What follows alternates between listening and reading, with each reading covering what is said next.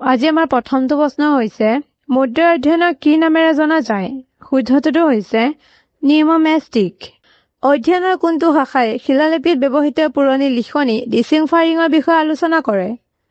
Right এনচাৰটো হৈছে epigraphy. ভাৰতৰ আদিম শিলালিপি কোন ভাষাত লিখা হৈছিল? শুদ্ধটোতো হৈছে প্ৰাকৃত। 1837 চনত অশোক শিলালিপি ডিচিফাৰ কৰা প্ৰথমজন ব্যক্তি কোন? শুদ্ধটোতো হৈছে জেমছ প্ৰিন্সেপ। আলাহাবাদ শিলালিপিত কোনজন শাসকৰ বিষয়ে তথ্য পোৱা যায়? ৰাইট এনচাৰটো হৈছে সমুদ্ৰগুপ্ত। তলৰ কোনটো হৰপ্পান চহৰ পৰিকল্পনাৰ এক অনন্য বৈশিষ্ট্য আছিল? শুদ্ধটোতো হৈছে গ্ৰেড ছিষ্টেম।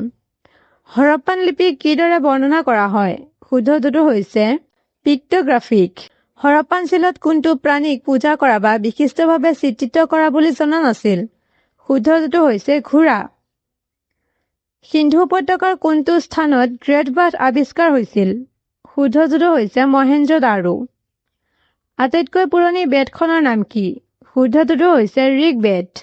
ঋগ্বেদত গাৰ্ফিষ্টি শব্দটোৱে কি বুজায়? শুদ্ধটোতো হৈছে চাৰ্চ ফৰ ৱাৰ। পিছৰটো প্ৰশ্ন, জৈন ধৰ্মৰ 24তম তীৰ্থংকৰ কোন আছিল? শুদ্ধটোতো হৈছে বৰ্ধমানা মহাবীৰা। পিছৰটো প্ৰশ্ন, গৌতম বুদ্ধৰ প্ৰথম ধৰ্মধ্বনি কি নামেৰে জনা যায়? শুদ্ধটোতো হৈছে ধৰ্মচক্ৰ প্ৰৱৰ্তনা। সম্ৰাট অশোকৰ দিনত কোনখন বৌদ্ধ পৰিষদ অনুষ্ঠিত হৈছিল? শুদ্ধটোতো হৈছে থাৰ্ড। খ্ৰীষ্টপূৰ্ব 6ষ্ঠ শতিকাত কোনটো মহাজনপদ আটাইতকৈ শক্তিশালী হিচাপে আত্মপ্ৰকাশ কৰিছিল? শুদ্ধটোতো হৈছে মগধ। আলেকজেণ্ডাৰে কোনটো বছৰত ভাৰত আক্ৰমণ কৰিছিল? শুদ্ধটোতো হৈছে 326 BC। পিছৰটো প্ৰশ্ন, অৰ্থশাস্ত্ৰ গ্ৰন্থ কোনে ৰচনা কৰিছিল? ৰাইট এনচাৰটো হৈছে কৌটিল্য। কোন যুদ্ধৰ পিছত সম্ৰাট অশোকে হিংসা ত্যাগ কৰি বৌদ্ধ ধৰ্ম গ্ৰহণ কৰিছিল? শুদ্ধটোতো হৈছে কলিংগ ৱাৰ। চন্দ্ৰগুপ্ত মৌৰ্যৰ দৰবাৰলৈ পঠোৱা গ্ৰীক ৰাষ্ট্ৰদূত কোন আছিল? শুদ্ধটোতো হৈছে মেগাষ্টেনিছ।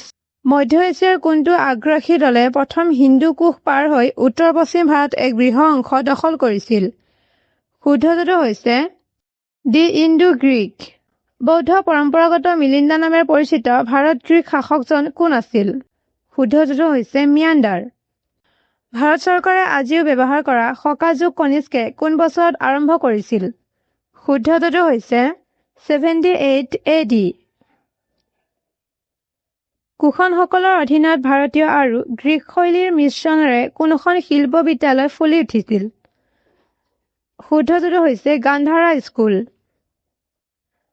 চৰক সংহিতা ৰচনা কৰা বিখ্যাত চিকিৎসক চৰক কোন শাসকৰ দৰবাৰত আহিছিল? শুদ্ধটোতো হৈছে কনিষ্কা। ডেকানত শতবাহকসকল কাৰ উত্তৰাধিকাৰী আছিল? শুদ্ধটোতো হৈছে কনভাছ।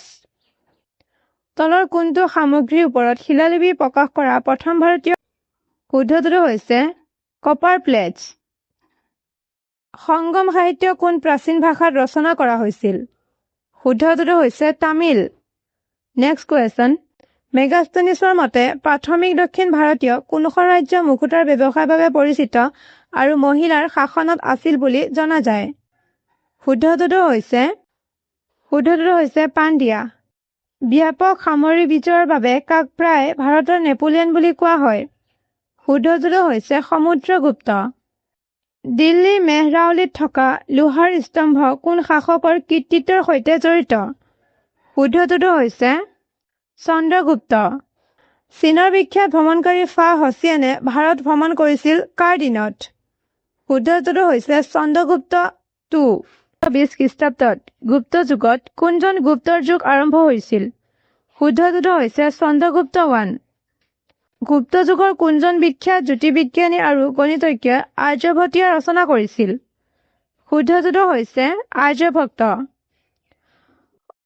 হৰ্ষবৰ্ধনৰ সাম্ৰাজ্যৰ ৰাজধানী কি আছিল? শুদ্ধটোতো হৈছে কন্নুজ। ৰজা হৰ্ষ জীৱনী হৰ্ষ চৰিত্ৰ কোনে ৰচনা কৰিছিল? শুদ্ধটোতো হৈছে বাণভট্ট।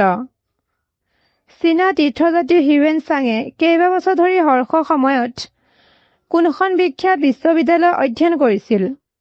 শুদ্ধটোতো হৈছে নালান্দা। কোন চালুক্য ৰজাই নৰ্মদা নদীৰ পাৰত হৰ্ষধনক পৰাস্ত কৰিছিল?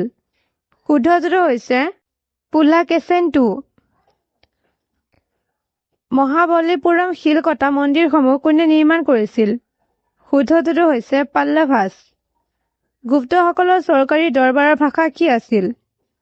ৰাইট এনচাৰটো হৈছে সংস্কৃত। আজি আমাৰ পিছৰটো প্ৰশ্ন। অস্পৃশ্যসকলৰ কথা প্ৰথমবাৰৰ বাবে কোন প্ৰাচীন গ্ৰন্থত উল্লেখ কৰা হৈছিল? শুদ্ধ উত্তৰটো হৈছে চান্দক্য উপনিষদ। গুপ্ত যুগত বৃষ্টি শব্দটোৱে কি বুজাইছিল? লেবাৰ। প্ৰাচীন ভাৰতীয় বাণিজ্য গিল্ডৰ মূল্য উদ্দেশ্য কি আছিল? শুদ্ধ উত্তৰটো হৈছে to regulate price, quality and conduct of trade. কোনখন শিলালিপিত সতী প্ৰথাৰ বিষয়ে প্ৰথম উল্লেখ কৰা হৈছিল? শুদ্ধ উত্তৰটো হৈছে এৰন ইনস্ক্ৰিপশ্যন। কোনটো প্ৰাচীন ভাৰতীয় গ্ৰন্থক চিকিৎসা বিজ্ঞানৰ আদিম গ্ৰন্থ বুলি গণ্য কৰা হয়? শুদ্ধ উত্তৰটো হৈছে চাৰাকা সংহিতা। বিখ্যাত সংস্কৃত নাট অভিজ্ঞান শকুন্তলম কোনে ৰচনা কৰিছিল? শুদ্ধ উত্তৰটো হৈছে কালিদাস। প্ৰাণীৰ উপকথাৰ সংকলন পঞ্চতন্ত্ৰ ৰচনা কোনে কৰিছিল? শুদ্ধ উত্তৰটো হৈছে বিষ্ণু শৰ্মা। আজি আমাৰ পিছৰটো প্ৰশ্ন হৈছে তলৰ কোনখন ভাৰতীয় দৰ্শনৰ 6খন বিদ্যালয়ৰ ভিতৰত এখন নহয়? শুদ্ধ উত্তৰটো হৈছে লোকয়াতা। এজন সাধাৰণ মানুহৰ জীৱনৰ চিত্ৰিত কৰা বিশ্বকটিকা নাটখন কোনে ৰচনা কৰিছিল?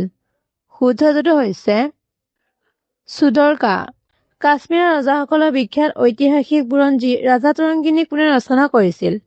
শুদ্ধ উত্তৰটো হৈছে কালহানা। প্ৰাচীন হিন্দু শিলৰ মন্দিৰসমূহৰ ভিতৰত অন্যতম দশাৱতাৰ মন্দিৰ ক'ত অৱস্থিত? শুদ্ধ উত্তৰটো হৈছে দেৱগ্ৰহ।